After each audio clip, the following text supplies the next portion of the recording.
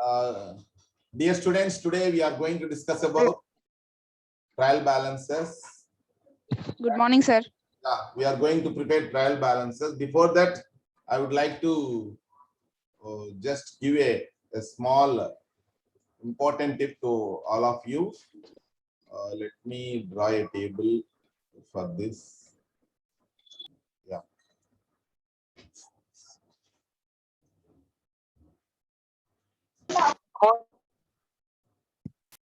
Yeah. Dear students, this is the important thing. What is this?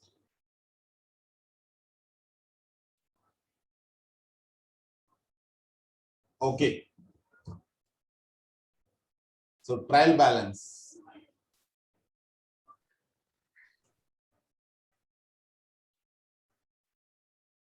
Trial balance. Telugulo Ankana. Okay, debit balances.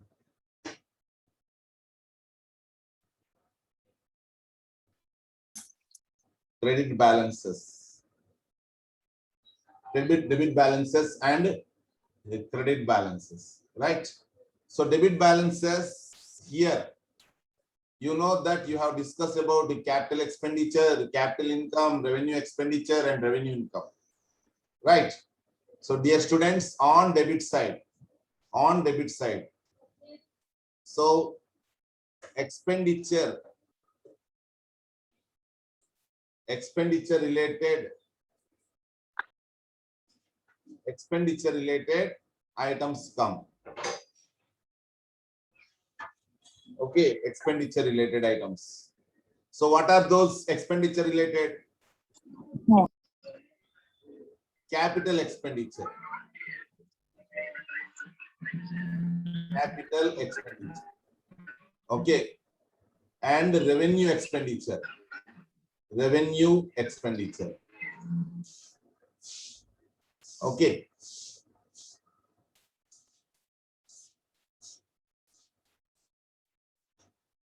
So if you say debit side,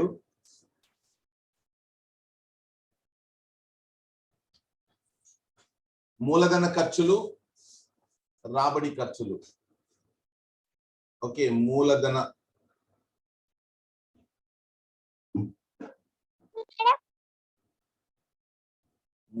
ఖర్చులు, రాబడి ఖర్చులు.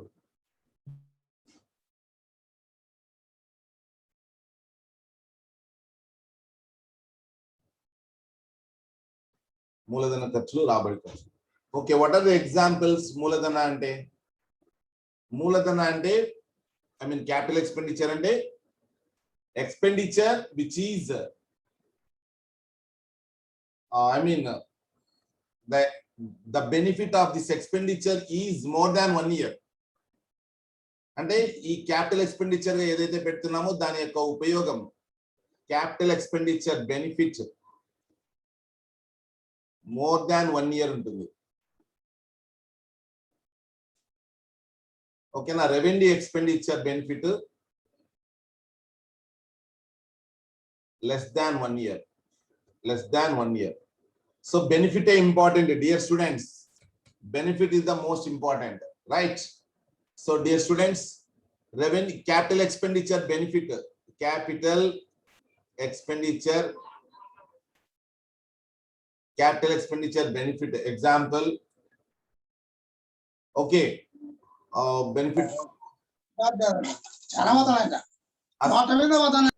assets. Okay na, assets benefit manaku more than 1 year vastundi, okay na, right? Revenue expenditure and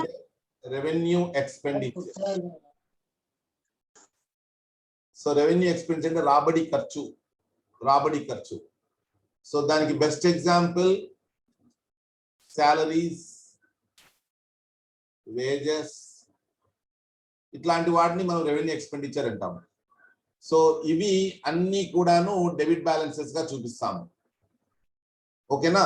credit balances గా trial balance లో capital income, తర్వాత revenue income. Capital income అంటే ఎప్పుడో ఒకసారి irregular income అన్నమాట, ఎప్పుడో ఒకసారి బల్క్ గా వస్తుంది. Lump sum amounts, lump sum amount. Example capital, bank loan, ఇట్లాంటివి. రెవెన్యూ ఇన్కమ్స్ అంటే మనకు పదే పదే వచ్చే ఆదాయాలు, రెగ్యులర్ అన్నమాట. రెగ్యులర్ ఇన్కమ్స్, పదే పదే వచ్చే ఆదాయాలు. So revenue income in the case sales లో ఉంటుంది, రెగ్యులర్ గా వచ్చేది. లేదా discount received, commission received. Okay, ఈ రకంగా పదే పదే వచ్చే ఇన్కమ్స్ ఉంటాయి. ప్లస్ రిజర్వ్స్ కూడా ఉంటాయి, నిధులు ఏవైనా కూడా. సో ఈ రకంగా డెబిట్ బ్యాలెన్సెస్ గా మనకు dear students,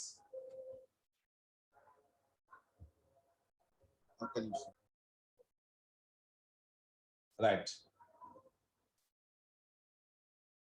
okay, debit balances, credit balances, trial balance.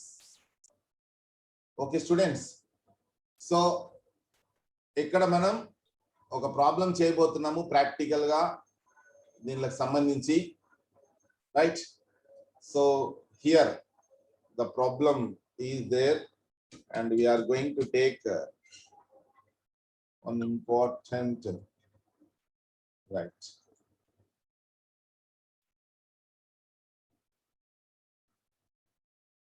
So plant and machinery, dear students, plant and machinery capital account purchases returns అని ఉన్నాయి. ఓకే, రిటర్న్స్, ఏం రిటర్న్స్ ఉన్నాయి ఇక్కడ? రిటర్న్స్ కు ఏమీ లేదు ఇక్కడ, ఉన్నాయి జస్ట్ రిటర్న్స్ అని ఉంది. ఓకేనా? సో రెండు రిటర్న్స్ ఉన్నాయి, రెండు రిటర్న్స్. ఒకటేమో ఇక్కడ ఇది జనరల్ గా అంటే నేను పొరపాటు చేశాను ఇక్కడ, రిటర్న్స్ అన్న చోట రిటర్న్స్ ఇన్వర్డ్స్ అని లేదా రిటర్న్స్ అవుట్వర్డ్స్ అని రాయాల్సి ఉంటుంది, రైట్. సో ఇక్కడ మీరు చిన్న కరెక్షన్ చేసుకోవాలి దీన్ని. Let me refer this important point. I would like to 1 minute. What are they? Just wait. Okay, returns inwards, returns inwards, returns outwards. Returns inwards అంటే సేల్స్ రిటర్న్స్, రిటర్న్స్ అవుట్వర్డ్స్ అంటే purchase returns. Inwards అంటే లోపలికి వస్తాయి, outwards returns outwards అంటే బయటికి పోతాయి, అందుకనే outwards అంటారు. రిటర్న్స్ ఇన్వర్డ్స్ అంటే లోపలికి, సేల్ అంటే మనం అమ్మినప్పుడు బయటికి పోతాయి, అమ్మింది వాపస్ వస్తే ఎనికి వస్తుంది అంటే returns inwards. Okay right. Purchases అంటే బయటికి లోపలికి వస్తాయి సరుకులు, రైట్. రిటర్న్స్ అవుట్వర్డ్స్ అంటే పర్చేజ్ రిటర్న్స్ బయటికి పోతాయి, అట్లా. ఓకే, సో ఈ ప్రాబ్లం మనం చేస్తాము, ఎన్ని వీలైతే అన్ని ప్రాబ్లం చేస్తాం, రైట్. ఈ వీడియో అంటే ఈ క్లాస్ తగ్గట్టుగా, రైట్. సో ఇవి రెండు నేను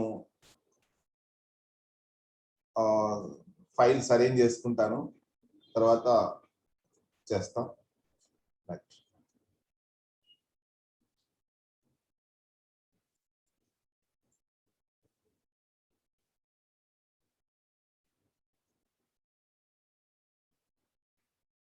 ఓకే, ఇట్లా ఉన్నాయి.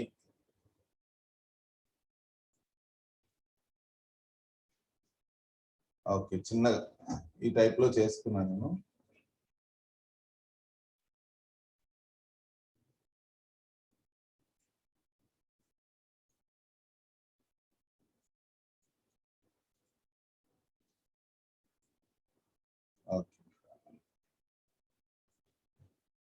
Okay students, plant and machinery, plant and machinery, plant and machinery అనేది క్యాపిటల్ ఎక్స్పెండిచర్ తోటి అసెట్ అవుతుంది.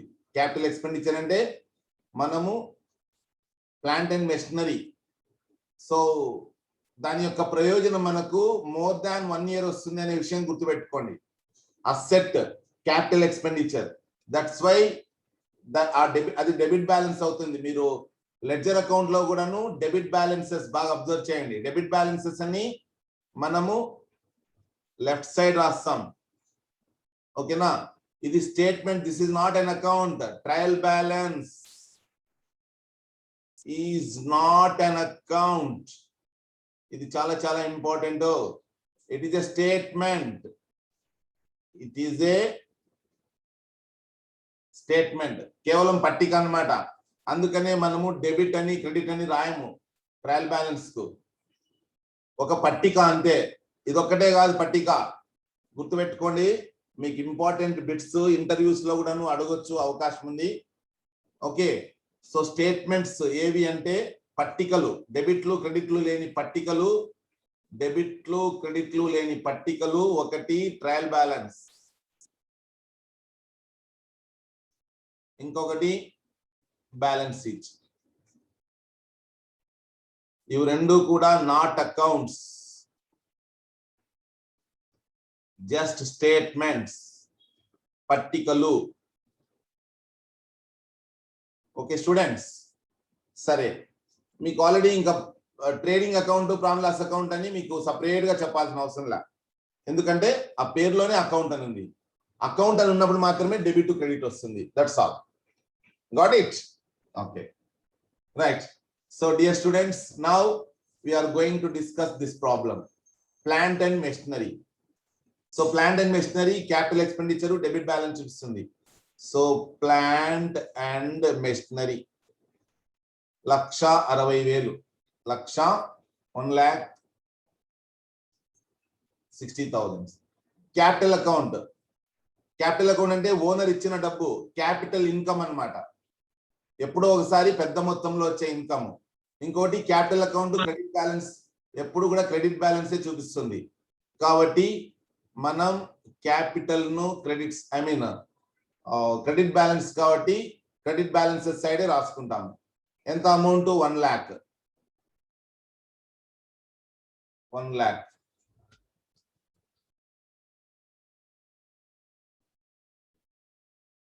రైట్. Next purchases. సరుకులు కొన్నప్పుడు పర్చేజెస్ డెబిట్ చేస్తాము కదా, అందుకని డెబిట్ బ్యాలెన్స్ చూపిస్తుంది అది. సో పర్చేజెస్, దాని యొక్క మూలాలు అర్థం చేసుకోవడం important. You have to understand that. ఒక అకౌంటింగ్ స్టూడెంట్ గా what you have to understand is మూలం, దాని ఏ బ్యాలెన్స్ చూపిస్తుంది అనేది ఇంపార్టెంట్. నెక్స్ట్ రిటర్న్స్ ఇన్వర్డ్స్ అంటే రిటర్న్స్ ఇన్వర్డ్స్ అంటే సేల్స్ రిటర్న్స్ అన్నమాట. 2000 రిటర్న్స్ ఇన్వర్డ్స్. నెక్స్ట్ సేల్స్, మనం సరుకులు అమ్మినప్పుడు సేల్స్ అకౌంట్ క్రెడిట్ చేస్తాము కాబట్టి అది ఖచ్చితంగా సేల్స్ క్రెడిట్ బ్యాలెన్స్ చూపిస్తుంది. Sales 3,54,000. Next opening stock. Closing stock ఎప్పుడు ఓపెనింగ్ స్టాక్ ఎప్పుడు డెబిట్ బ్యాలెన్స్. ఓకేనా? ఇంకోటి అసెట్ అనుకోవచ్చు మీరు. ఇది మనము last year 31st December closing stock asset side చూపిస్తాము. అసెట్లని ఏ వైపు రాసుకుంటున్నాం మనము? డెబిట్ సైడే కదా, డెబిట్ బ్యాలెన్స్ గా చూపిస్తున్నాము. కాబట్టి ఓపెనింగ్ స్టాక్ కూడాను last year closing stock asset side ఎట్లా బ్యాలెన్స్ షీట్ లో రాసుకుంటామో అసెట్ అనుకొని, ఇది ఓపెనింగ్ స్టాక్ అనేది బ్యాలెన్స్ మనము ట్రయల్ బ్యాలెన్స్ లో డెబిట్ బ్యాలెన్స్ వైపే రాసుకోవాలి. Opening stock 60,000. Okay students, next discount allowed అనేది లాస్. ఖర్చులు నష్టాలు డెబిట్ చేస్తాము కాబట్టి డెబిట్ బ్యాలెన్స్ డిస్కౌంట్ అలౌడ్ అనేది.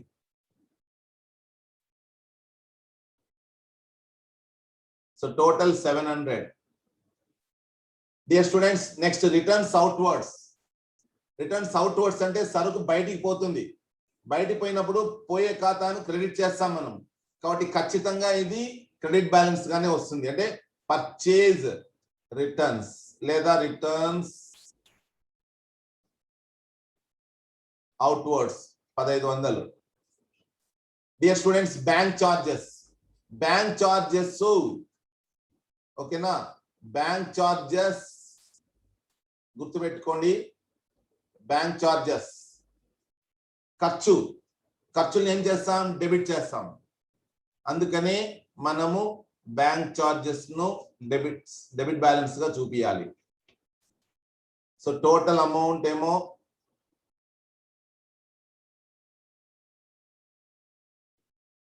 Right, bank charges, what is the total amount? 150.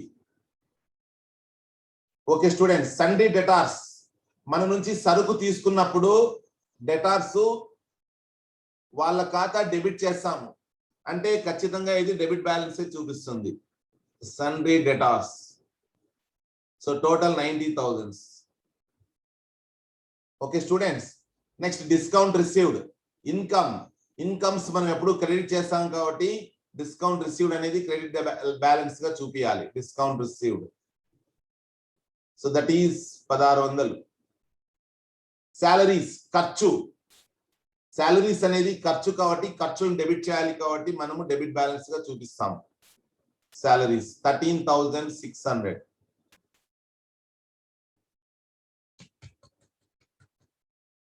Okay students, right. Next dear students, manufacturing wages, సరుకులను raw material ను finished goods గా convert చేసినప్పుడు చెల్లించే ఖర్చులనే మ్యానుఫ్యాక్చరింగ్ వేజెస్ అంటారు. తయారీ వేతనాలు అని కార్మికులకు ఇచ్చేటివి అంటే ఖర్చే కదా, కాబట్టి ఖర్చులు అన్నప్పుడు ఖచ్చితంగా డెబిట్ బ్యాలెన్సే వస్తుంది.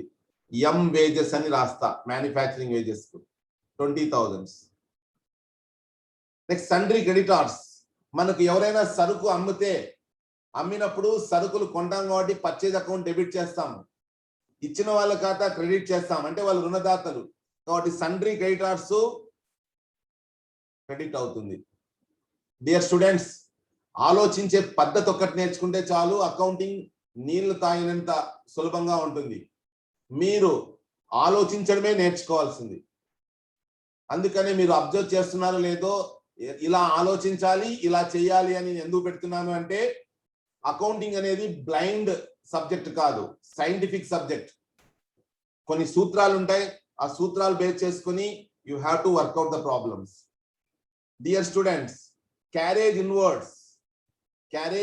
డియర్ స్టూడెంట్స్, పర్చేజెస్, సరుకులు కొనుగోలు చేసినప్పుడు వాటిని రవాణా చేయాలి అంటే సరుకులు లోపలికి తెచ్చినప్పుడు రవాణా కోసం ఖర్చు చెల్లించాలి అంటే క్యారేజ్ ఇన్వర్డ్స్ అనేది ఖర్చు అవుతుంది. క్యారేజ్ ఇన్వర్డ్స్, సో 1500 ఖర్చు కాబట్టి డెబిట్ బ్యాలెన్స్ గా చూపిస్తాం. డియర్ స్టూడెంట్స్, మన ఆఫీస్ కి రెంట్ పే చేయాలి, ప్రభుత్వానికి సంబంధించిన మున్సిపల్ ట్యాక్సెస్ పే చేయాలి, ఓకేనా. తర్వాత పన్నులు అద్దెలు చెల్లించాలి కాబట్టి ఖచ్చితంగా అది ఖర్చు, పదే వచ్చే ఖర్చు రెవెన్యూ ఎక్స్పెండిచర్ అంటాము, డెబిట్ బ్యాలెన్స్ గా చూపిస్తాము. Rent, rates, taxes, so total 1050. Dear students, advertisement, ఇది పదే వచ్చే ఖర్చు కాబట్టి మనము డెబిట్ బ్యాలెన్స్ గానే చూపిస్తాము. ఆల్రెడీ డిస్కస్ చేశాను నేను, ఏమని, ఇగో ఇక్కడ డియర్ స్టూడెంట్స్, క్యాపిటల్ ఎక్స్పెండిచర్ కానీ రెవెన్యూ ఎక్స్పెండిచర్ కానీ ఇవన్నీ డెబిట్ బ్యాలెన్స్ చూపిస్తాయి. డెబిట్ బ్యాలెన్స్ చూపించినప్పుడు వాటిని డెబిట్ బ్యాలెన్స్ గా చూపించాలి స్టేట్మెంట్ లో, ట్రయల్ బ్యాలెన్స్ లో. ఇన్కమ్స్, రెవెన్యూ ఇన్కమ్స్ కావచ్చు, క్యాపిటల్ ఇన్కమ్స్ కావచ్చు, ఇవి క్రెడిట్ నేచర్ ఉండేటివి, క్రెడిట్ బ్యాలెన్స్ లే చూపిస్తాయి. అందుకనే మనము కుడివైపు రాసుకుంటాము, ఇది లెఫ్ట్ సైడ్, ఇది రైట్ సైడ్ అంటాం, కానీ మనము దీన్ని డెబిట్ సైడ్, క్రెడిట్ సైడ్ అని అనము. స్టేట్మెంట్ కాబట్టి, అకౌంట్ కాదు కాబట్టి. Okay students, right. Now bad debts provision అయిపోయింది, అడ్వర్టైజ్మెంట్ అయిపోయింది. Dear students, cash in hand, మన చేతిలో డబ్బు ఉంది అంటే అది ఆస్తి లాంటిదే. అంటే ఆస్తి, అసెట్స్ అని చెప్పాను నేను. క్యాష్ ఇన్ హ్యాండ్ అసెట్ కాబట్టి మనము డెబిట్ బ్యాలెన్స్ గా చూపిస్తాం. ఎందుకంటే క్యాష్ ఇన్ హ్యాండ్ అనే అకౌంట్ ఖచ్చితంగా డెబిట్ బ్యాలెన్స్ చూపిస్తుంది. క్యాష్ ఎట్ బ్యాంక్ అంటే మన బ్యాలెన్స్ బ్యాంక్ లో ఉంది, వాడు మన ఖాతా క్రెడిట్ చేస్తాడు. మనము మన నగదు పుస్తకంలో బ్యాంక్ అకౌంట్ డెబిట్ బ్యాలెన్స్ చూపిస్తుంది. cash at bank 12,000. Right, student. Carriage outwards. Dear students, సరుకు మనము ఫ్రీ డెలివరీ చేసినప్పుడు రవాణా ఖర్చులు మనమే పెట్టుకోవాలి. అంటే సరుకు బయటకు పంపించేటప్పుడు దానికి సంబంధించిన రవాణా ఖర్చులు ఉంటే అవి పెట్టుకోవాలంటే మనకు ఖర్చు అవుతుంది కాబట్టి క్యారేజ్ అవుట్వర్డ్స్ 2,400 ఇది. So dear student, this is the problem. I hope this will tally అవుతుందని అనుకుంటున్నాను. మీరు provision for bad debts credit కదా సార్? వచ్చిందా ప్రాబ్లం? అది ఉందా? ఎక్కడుంది అది? ఓ మర్చిపోయాము. దాన్ని ఏదో రాసుకున్నాము. Rent and rates and taxes. Debit side. Thank you బంగారు. అది రాసేటప్పుడే చెప్పాలి. ఇంకా టోటల్ మనం చెప్పారు కాబట్టి ఏదైనా టీచర్ కూడాను మనిషే పొరపాటు చేస్తుండొచ్చు. ఓకే, మ్యూట్ చేసుకున్నానా? Right, okay. అది చూసేటప్పుడు పొరపాటు జరిగింది, no problem. Carriage inwards okay, ఇది కరెక్టే ఉంది కదా? Carriage inwards. Okay, rents and taxes.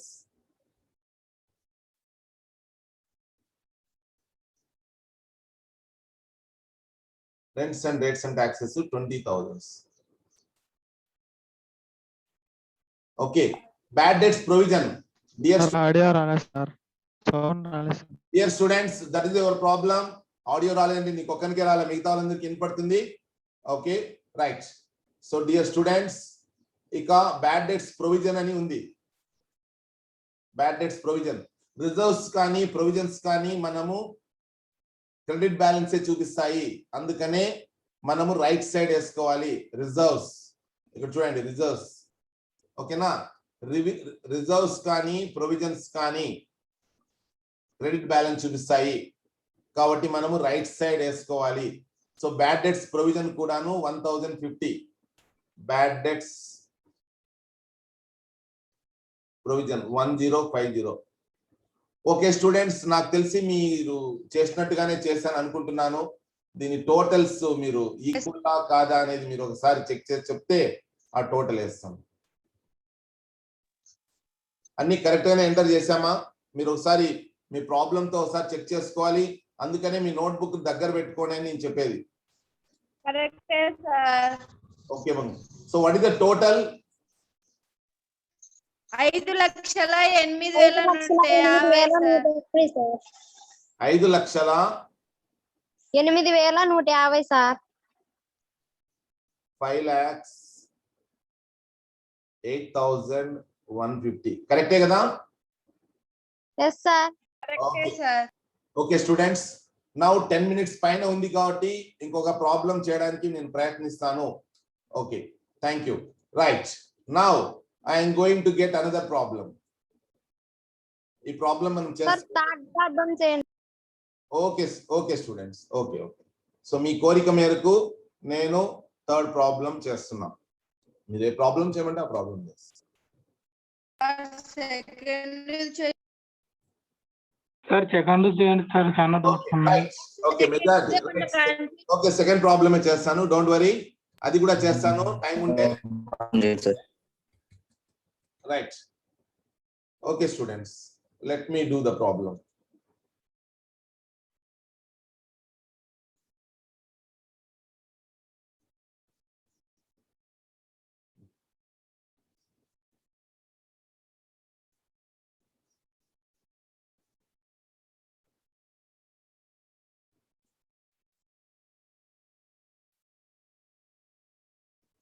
Okay, second problem. అంటే అంత ముందు దాని మీద నేను ఎక్స్ప్లెయిన్ చేయను, కొద్ది స్పీడ్ గా ఎక్స్ప్లెయిన్ చేసుకుంటూ పోతా.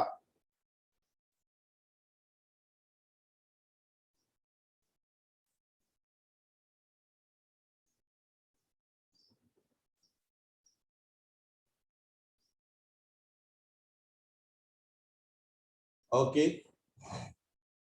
Problem number land and buildings. Dear students, land and buildings అనేది క్యాపిటల్ ఎక్స్పెండిచర్ ప్లస్ అసెట్ కాబట్టి 20,000.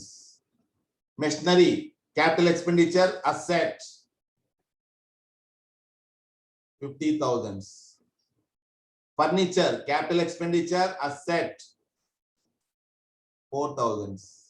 సంవత్సరం అంటే ఈ అసెట్స్ యొక్క ఉపయోగం ఏంటంటే బెనిఫిట్ 1 year కంటే ఎక్కువ వస్తుంది. నెక్స్ట్ లాస్ట్ ఇయర్ క్యాపిటల్ అనేది ఓనర్ చెల్లించేది, ఇర్రెగ్యులర్ ఎప్పుడో ఒకసారి లంసమ్ లో వస్తుంది కాబట్టి ఓనర్ తిరిగి ఇవ్వాలి కాబట్టి liability the most important thing. నేను ఇక్కడ చెప్పడం మర్చాను. క్రెడిట్ బ్యాలెన్సెస్ అంటే లయబిలిటీస్, క్యాపిటల్ ఇన్కమ్స్ అంటే లయబిలిటీస్. ఇవి తిరిగి చెల్లించాలి. వాళ్ళు ఇచ్చినప్పుడు వాళ్ళ ఖాతాలు క్రెడిట్ చేస్తాము, అందుకనే క్రెడిట్ బ్యాలెన్స్లుగా వస్తాయి. Capital income, liabilities. So capital కూడా ఓనర్ కి తిరిగి చెల్లించాల్సిన మొత్తము, అందుకని అతనికి ఇవ్వాలి కాబట్టి అతని ఖాతాను అప్పుడు క్రెడిట్ చేసింటాం కాబట్టి క్యాపిటల్ గా రాసుకుంటాము. క్రెడిట్ బ్యాలెన్స్ గా రాసుకుంటాము. 80,000. Right. Opening stock last year closing stock ఈ ఇయర్ కు ఓపెనింగ్ స్టాక్ అవుతుంది. So that is 16,300. పర్చేజెస్ సరుకులు కొన్నప్పుడు డెబిట్ చేస్తాము. పర్చేజెస్ 80,000. సండ్రీ క్రెడిటార్స్ మనకు అరువు సరుకు ఇచ్చినప్పుడు సేల్స్ అకౌంట్ మనం సరుకులు కొంటాము, కొన్నప్పుడు పర్చేస్ అకౌంట్ డెబిట్ చేస్తాము, ఇచ్చిన వాళ్ళ ఖాతాను క్రెడిట్ చేస్తాము. రైట్. So creditors 8,000. సాలరీస్ ఖర్చు 6,000. క్యారేజ్ ఆన్ సేల్స్ మనం అమ్మినప్పుడు ఫ్రీగా డెలివరీ చేస్తాము కాబట్టి ఏం చేస్తాం మనము, రవాణా ఖర్చు అవుతుంది మనకు, అది ఓకేనా. ఖర్చులను డెబిట్ చేయాలి కాబట్టి క్యారేజ్ ఆన్ సేల్స్ కూడా డెబిట్ చేస్తాము, ఓకేనా. అది carriage on sales. So what is the amount 1,500. Next discount received అనేది ఇన్కమ్ అవుతుంది. ఇన్కమ్స్ అంటే క్రెడిట్ చేస్తాము, అందుకనే క్రెడిట్ బ్యాలెన్స్ గా చూపిస్తాము. Discount received 400. Dear students, freight on charges అంటే సరుకులు కొన్నప్పుడు రవాణా చెల్లిస్తాము. రవాణా అనేది ఖర్చు, రాబడి ఖర్చు. Freight on purchases so 2,000.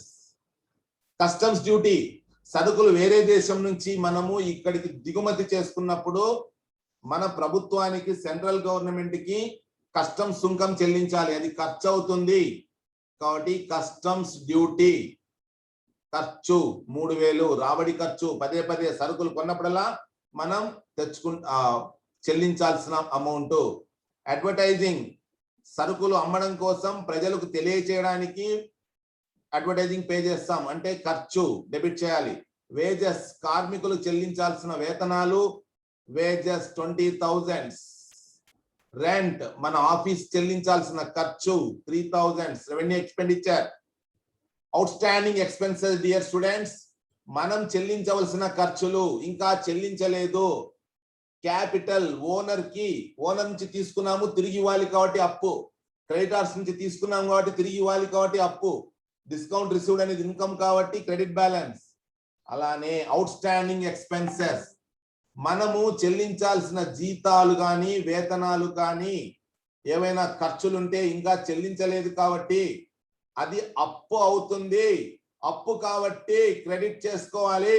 That is the important thing. I think ఇక్కడ మీరు పొరపాటు పడింటారని నేను అనుకుంటున్నాను. రైట్. జనరల్ ఎక్స్పెన్సెస్ సాధారణ. డియర్ స్టూడెంట్ చెప్పు. అవుట్ స్టాండింగ్ ఎక్స్పెన్సెస్ చెప్పరా సార్? అదే అవుట్ స్టాండింగ్ ఎక్స్పెన్సెస్ అంటే మనము చెల్లించాల్సిన ఖర్చులు, మనము చెల్లించినవి ఖర్చు అవుతుంది. చెల్లించనివి అప్పు అవుతుంది. అవుట్ స్టాండింగ్ అంటే ఇంకా నిలబడినాయి అని అర్థం, అంటే ఇంకా చెల్లించలేదు అని అర్థం. అందుకనే అప్పు అంటే క్రెడిట్ బ్యాలెన్స్, ఓకేనా. అప్పు అంటే క్రెడిట్, అందుకనే 1,550 క్రెడిట్ గా చూపించాము. Okay dear students, general expenses పేరులోనే ఉంది ఖర్చు. General expenses 3200. Postage and stationery ఖర్చు. సేల్స్ అమ్మకాలు, ఇన్కమ్. సేల్స్ లో డియర్ స్టూడెంట్స్ ప్రాఫిట్ దాగి ఉంటుంది. ఎందుకంటే మనము 10,000కు తెస్తే పర్చేజెస్ అని రాసుకుంటాము. 10,000కు ఒక 8,000 లాభం యాడ్ చేస్తే 18,000 అవుతుంది. అంటే సేల్స్ అమ్ముతాం. ఇది 18,000కు అమ్ముతాము. ఈ 18,000లో 8,000 ఇన్కమ్ ఉంది కాబట్టి ఇన్కమ్ యొక్క నేచరు క్రెడిట్. ఇంకొకటి సరుకులు బయటికి పోయేటప్పుడు సేల్స్ అకౌంట్ క్రెడిట్ చేస్తాము. ఆ రకంగా కూడా మనము క్రెడిట్ బ్యాలెన్స్ గా చూపిస్తాము. అందుకనే సేల్స్ క్రెడిట్ బ్యాలెన్స్ గా చూపించాలి. 1,50,500. 1 lakh సేల్స్. 1 lakh ఏం అడుగుతారులే ఇప్పుడు 1,50,500. Okay right. Dear students, repairs to machinery. Machinery యంత్రానికి ఖర్చులు పెట్టినాము, అంటే మరమ్మతుల కోసం పెట్టినాము. రిపేర్స్ టు మెషినరీ అని అర్థం. ఖర్చు మామూలుగా జనరల్ గా ఖర్చు వస్తుంటాయి కాబట్టి.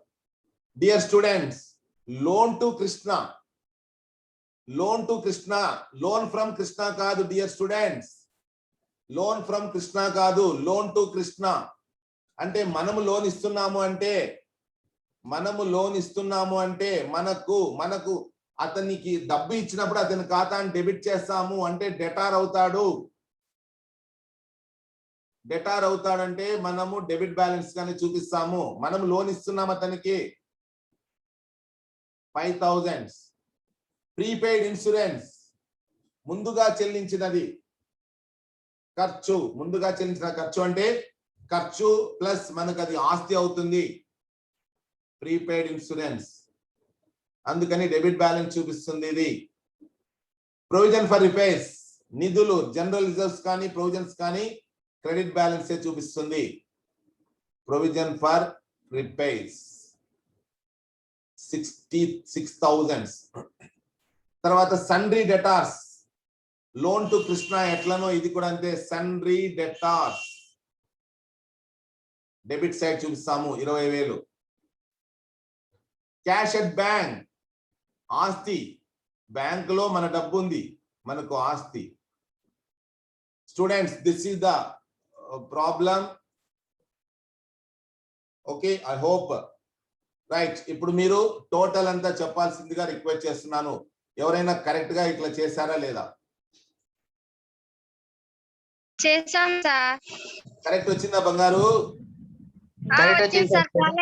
వచ్చింది సార్. వచ్చింది సార్. 2,46,450 సార్.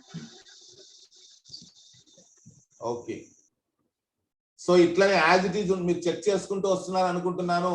ఎందుకంటే ఇది మనం వీడియో తీస్తున్నాము కాబట్టి మీరు కరెక్ట్ గా చెప్తేనే బాగుంటుంది. కాబట్టి మీరు ఇవన్నీ యాజ్ ఇట్ ఈజ్ ఇట్లే ఉన్నాయా ట్రాన్సాక్షన్స్? అవును సార్. ఓకే బంగారు, సో టోటల్ చెప్తే టోటల్ రాసేస్తాం. 2,46,450 sir. 2,46,450. Right. So this is about 2 problem చేసాం మనం ఈరోజు. రైట్. సో ఇందులో ఏమైనా డౌట్స్ ఉంటే అడగండి. ఫోర్త్ ప్రాబ్లంలో డౌట్స్ ఉంటే ఎక్స్ప్లెయిన్ చేస్తాను. సో డియర్ స్టూడెంట్స్, ఓకే, ఇందులో చెప్పండి ఏమైనా డౌట్స్ ఉంటే. 2 minutes టైం ఉంది, ఆ టైం ను మనం ఉపయోగించుకుందాం. పర్చేజెస్, ఓకేనా? పర్చేజెస్ మనము డిఎస్ అంటే డెబిట్ సైడ్ అని రాసుకోవచ్చు. స్టాక్ డిఎస్ సిఎస్ అంటే క్రెడిట్ సైడ్ అని అర్థం. ఇది DS.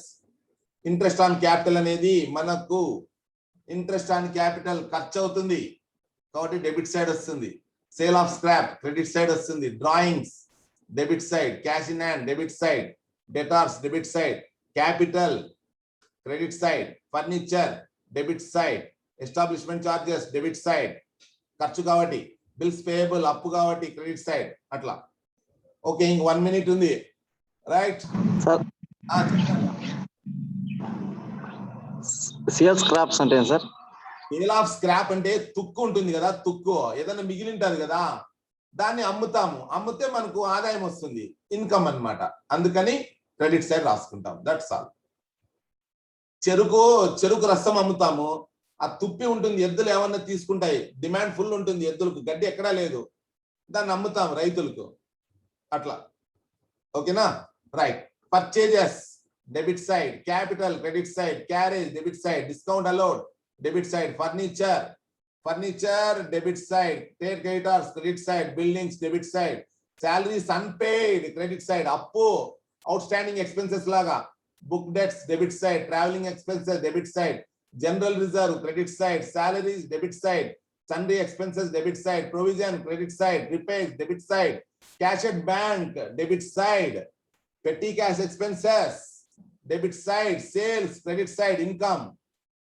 Okay na? Sales returns opposite sales debit side, purchase returns opposite to purchases credit side, bad debts recovered, income. రావనుకున్నవి మనకు ఆదాయం వచ్చింది, వస్తే మనము క్రెడిట్ సైడ్ రాసుకుంటాం. That's all dear students. Complete చేస్తాం దీన్ని. ఓకే, సో ఏమైనా డౌట్స్ ఉంటే